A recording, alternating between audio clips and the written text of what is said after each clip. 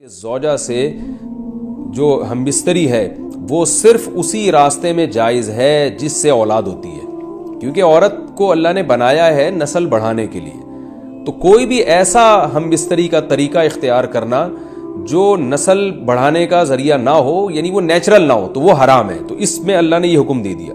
تو اس سے صاف یعنی حدیث سے بھی پتہ چلتا ہے، اور تمام فقہاء کا اجماع بھی ہے اس آیت کی روشنی میں کہ مسئلہ تھوڑا حیا کے خلاف ہے، لیکن میرا خیال ہے بتانا ضروری ہے کہ پچھلے راستے سے عورت سے ہم بستری کرنا بالکل حرام ہے، ناجائز ہے، اور نبی صلی اللہ علیہ وسلم کی اس پہ بہت شدید لعنت ہے، بہت شدید وعید ہے۔ تو یہ بالکل اللیگل ہے اسلام میں کہ عورت کے پچھلے راستے سے اس سے ہم بستری کی جائے۔ جو لوگ لڑکوں سے بدفعلی کے عادی ہوتے ہیں ان کو یہ ایک چسکا لگ جاتا ہے، تو یہ حرام ہے، ناجائز ہے، کیونکہ اللہ نے بتا دیا کہ یہ تمہارے لیے بمنزلہ کھیت۔ مفتی طارق مسعود کے بیانات کے لیے طارق مسعود آفیشیل کو سبسکرائب کریں۔ طارق مسعود آفیشیل۔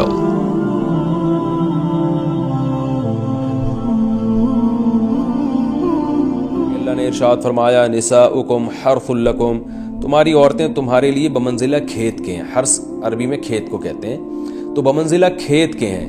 جیسے بیج ڈالا جاتا ہے کھیت میں اور اس سے پیداوار بڑھتی ہے، تو عورت کی جو ایک حیثیت ہے، نیچر نے جو اس کی ایک حیثیت متعین کی ہے، وہ بھی ایک نسل بڑھانے کا ذریعہ ہے، جس میں مرد کا جو اسپم ہے وہ بطور بیج کے ہے، اور جو اولاد ہے وہ ایک پیداوار کی طرح ہے۔ تو اللہ نے یہ یاد رکھیں، اس آیت کو نا بہت سارے غیر مسلموں نے عورت کے خلاف بہت نیگیٹیوٹی پھیلائی ہے کہ دیکھو اسلام عورت کی توہین کرتا ہے، اس کو کھیتی سے تعبیر کرتا ہے۔ تو کچھ لفظ کسی اور زبان میں جب وہ جاتے ہیں نا تو وہ توہین کا معنی دیتے ہیں۔ عربی میں جو حرث کا معنی ہے یہ تعظیم کے لیے ہے، توہین کے لیے نہیں ہے۔ اردو میں جو کھیتی کا معنی ہے وہ توہین کے لیے استعمال ہوتا ہے۔ کھیتی یعنی جو پاؤں میں روندی ڈالنے والی، اور زمین جو ہے نا پاؤں میں گویا روندی، اس کو روندا جا رہا ہے۔ تو اس لیے اس کا اردو میں بالکل اسی طرح جو لوگ ترجمہ کر دیتے ہیں کہ عورتیں تمہاری کھیتیاں ہیں، تو یہ ترجمہ میرا خیال ہے اس لیے درست نہیں ہے کہ اردو میں اس کا مفہوم ہی چینج ہو جاتا ہے۔ یعنی گویا ایک عزت کے لیے جو لفظ اللہ نے استعمال کیا وہ ذلت کا ذریعہ بن جاتا ہے۔ تو اس لیے کسی بھی زبان میں جب ہم کسی بھی لفظ کا ترجمہ کرتے ہیں تو اس زبان کے ہمیں محاوروں کو دیکھنا چاہیے کہ اس زبان میں یہ لفظ کس معنی میں استعمال ہو رہا ہے۔ مثال کے طور پر ہو سکتا ہے کتا کا لفظ کسی زبان میں وفاداری کے لیے استعمال ہوتا ہو، کسی کو لوگ ڈاگ کہتے ہوں تو اس کا مقصد ہوتا ہے وفادار انسان ہے، لیکن ہمارے یہاں اردو میں گالی ہے وہ، اور آپ بولیں کہ بھئی وہ فلاں قوم ڈاگ کہتی ہے تو ہم کتا کہیں گے، تو آپ جب اس کا ترجمہ اردو میں کریں گے تو کتے سے نہیں کر سکتے۔ تو اسی طرح یہ عربی کا جو لفظ ہے اس میں بھی یہ چیز غور یعنی ملحوظ رہنی چاہیے۔ تو اس لیے اس کا ترجمہ کیا جائے گا تمہاری عورتیں تمہارے لیے پیداوار بڑھانے کا ذریعہ ہیں، نسل بڑھانے کا ذریعہ ہیں۔ فاتو حرثکم، تم اپنے اس نسل بڑھانے کے ذریعے کے پاس آؤ، انا شئتم، جیسے چاہو، وقدموا لانفسکم، اور اپنے نفسوں کے لیے آگے بھیجو، یعنی اولاد کی نیت سے آیا کرو زوجہ کے پاس، اور آخرت کے لیے انتظام کرو، یعنی اولاد پیدا کر کے جو تاکہ دنیا اور آخرت میں تمہارے لیے، فیوچر میں تمہارے لیے کام آئے، دنیا بھی داخل ہے آخرت بھی داخل ہے۔ تو اس آیت کا بھی ایک شان نزول ہے کہ صحابہ کرام تو چونکہ جو خواتین تھیں مکہ میں صدیوں سے وہ لوگ آباد تھے، ان کے سفر خاص طور پہ عورتوں کے سفر بہت ہی کم ہوا کرتے تھے۔ تو جب ہجرت ہوئی ہے اور جو ہے نا ہجرت کر کے بہت ساری صحابیات مدینہ آئی ہیں، تو مدینہ میں ان کے نکاح دوسری قوموں میں ہوئے، پھر انصار صحابہ سے بھی ہوئے۔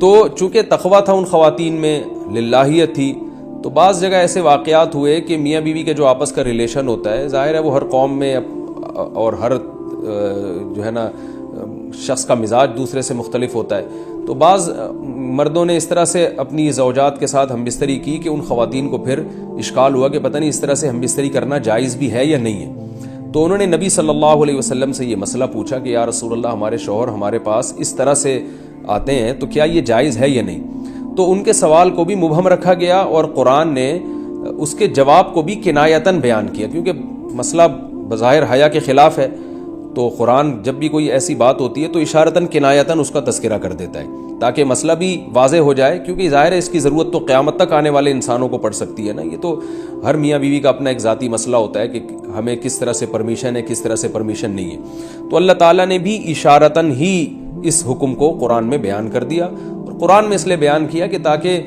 اس میں کوئی اجتہادی اختلاف کی گنجائش نہ رہے۔ تو اللہ نے قرآن مجید میں بیان کیا، فرمایا نساؤکم حرث لکم، تمہاری جو ازواج ہیں، تمہاری جو بیویاں ہیں، وہ تمہارے لیے بمنزلہ کھیت ہیں۔ کھیت کا مطلب کیا ہوتا ہے؟ پیداوار بڑھانے کا ذریعہ۔ تو اس میں سب سے پہلا مسئلہ تو قرآن نے یہ بیان کر دیا کہ زوجہ سے جو ہم بستری ہے وہ صرف اسی راستے میں جائز ہے جس سے اولاد ہوتی ہے، کیونکہ عورت کو اللہ نے بنایا ہے نسل بڑھانے کے لیے۔ تو کوئی بھی ایسا ہم بستری کا طریقہ اختیار کرنا جو نسل بڑھانے کا ذریعہ نہ ہو، یعنی وہ نیچرل نہ ہو، تو وہ حرام ہے۔ تو اس میں اللہ نے یہ حکم دے دیا۔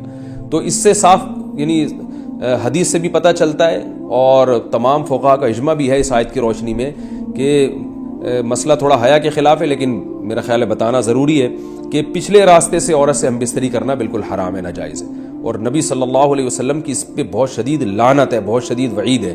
تو یہ بالکل اللیگل ہے اسلام میں کہ عورت کے پچھلے راستے سے اس سے ہم بستری کی جائے۔ جو لوگ لڑکوں سے بدفعلی کے عادی ہوتے ہیں ان کو یہ ایک چسکا لگ جاتا ہے، تو یہ حرام ہے، ناجائز ہے، کیونکہ اللہ نے بتا دیا کہ یہ تمہارے لیے بمنزلہ کھیت کے ہیں۔ تو اس میں قرآن نے وہ جو سوال تھا نا اس کی طرف اشارتاً جواب دے دیا، اور آگے فرمایا فاتو حرثکم، تم اپنے کھیت کے پاس آؤ، یعنی پیداوار بڑھانے کا جو ذریعہ ہے اس جگہ کی طرف آؤ، انا شئتم، جیسے چاہو، یعنی باقی جس طرح سے تم چاہو زوجہ سے ہم بستری کر سکتے ہو، اس میں کوئی خاص طریقہ متعین نہیں ہے۔ میاں بیوی کا ایک دوسرے سے کوئی پردہ نہیں ہے، ہن لباس لکم وانتم لباس لہن، یہ دونوں ایک دوسرے کے لیے لباس ہیں۔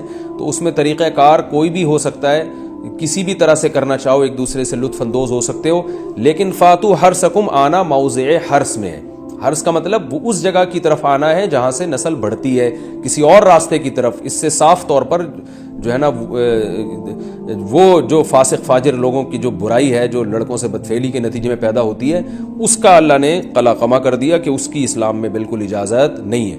باقی طریقہ کار کیا ہوگا یہ تمہارے اوپر، اس کی اللہ نے تمہیں اجازت دی ہے۔ وَقَدِّمُوا لِأَنفُسِكُمْ، اور چونکہ بار بار حرث کا تذکرہ ہو رہا ہے کہ نسل بڑھانے کا، تو اس لیے اللہ نے فرمایا کہ قدموا لانفسکم، اپنی ذات کے لیے فیوچر میں انتظام کرو۔ قدموا کا مطلب آگے بھیجو اپنی ذات کے لیے سرمایہ۔ کیا مطلب؟ کہ جب زوجہ سے ہم بستری کرو تو نیت اولاد کی ہونی چاہیے، تاکہ وہ اولاد دنیا میں بھی اور آخرت میں بھی تمہارے لیے ذخیرہ بن جائے۔ تو یہ نسل بڑھانے کی بہت زبردست ترغیب ہے اس آیت میں، اور اس آیت میں اللہ نے عورت کا کہ بہت ساری ذمہ داریوں میں سے ایک بڑی ذمہ داری کا بھی بیان بتا دیا کہ عورت کو اللہ نے بنایا ہے، جو مرد اور عورت کا جو فرق رکھا ہے نا، اس فرق کی بڑی وجہ یہی ہے کہ مرد کے اسپم کو اللہ نے بیج کے طور پہ پیدا کیا ہے، اور عورت کو اللہ نے زمین کے طور پہ۔ تو بیج اور زمین کے ملاپ کا بنیادی مقصد ہی نسل بڑھانا، پیداوار بڑھانا ہوتا ہے، نہ یہ کہ نسل روکنا۔ آج فیملی پلاننگ والوں نے اس آیت کی دھجیاں اڑا دی ہیں، اور جو پوری دنیا میں ایک بےہودہ قسم کی تحریک چل رہی ہے، یہ آیت بالکل اس کی نفی کر رہی ہے۔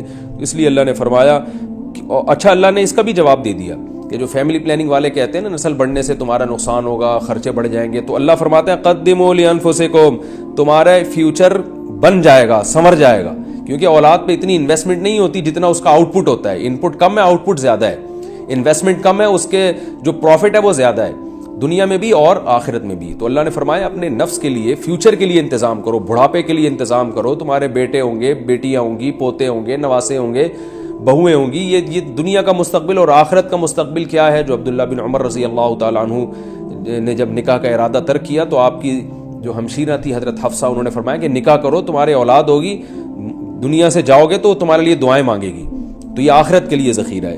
تو اس لیے اللہ نے فرمایا کہ آخرت کے لیے ذخیرہ کرو، واتقوا اللہ، اور اللہ سے ڈرو، واعلموا انکم ملاقوہ، اور جان لو کہ تم نے ایک دن اللہ سے ملاقات کرنی ہے۔ تو جتنے حکام اللہ نے تمہیں اس آیت میں دیے ہیں ان تمام حکام کو تم نے فالو کرنا ہے۔ وبشر المومنین، اور ایمان والوں کو خوشخبری سنا دیں۔